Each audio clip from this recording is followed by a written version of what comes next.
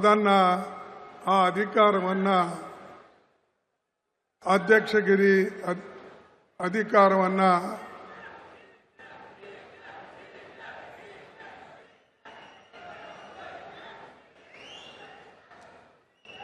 ಆಯ್ತಾ?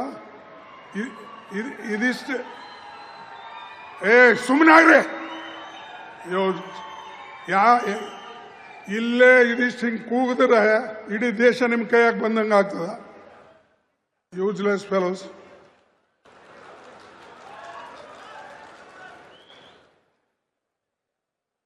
ಯಾವಾಗಲೂ ಇದು ಕಾಂಗ್ರೆಸ್ ಪಕ್ಷದ ಇದು ಮೀಟಿಂಗ್. ಇದರಲ್ಲಿ ಯಾವ ಒಂದು ವ್ಯಕ್ತಿ ಮತ್ತು ಮೀಟಿಂಗ್ ಅಲ್ಲ. ಎಲ್ಲರೂ ಸೇರಿ ಪಕ್ಷಕ್ಕೆ ಒಂದುಗೂಡಿಸ್ತಕ್ಕಂಥ ಫಂಕ್ಷನ್ಸ್ ಇದು.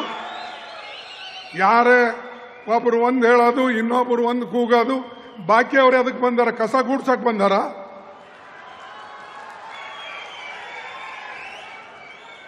ಬಂಧುಗಳೇ, ನೆನಪಿಡಿ, ಯಾವಾಗಲೂ ಕೂಡ ಶಿಸ್ತು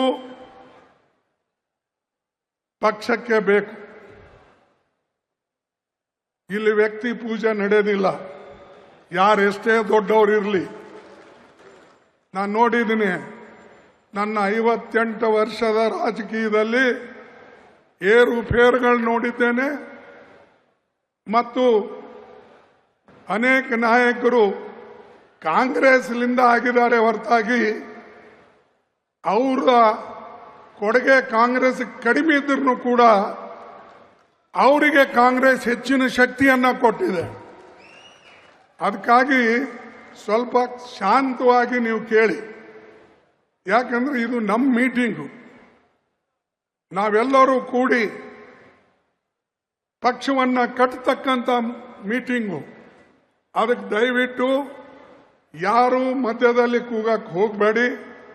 ಯಾರೇ ನೀವು ಕೂಗಿದ್ರು ಕೂಡ ಆ ಫುಟೇಜ್ ಇರ್ತದೆ. ನಾನು ಡಿಸಿಪ್ಲಿನ್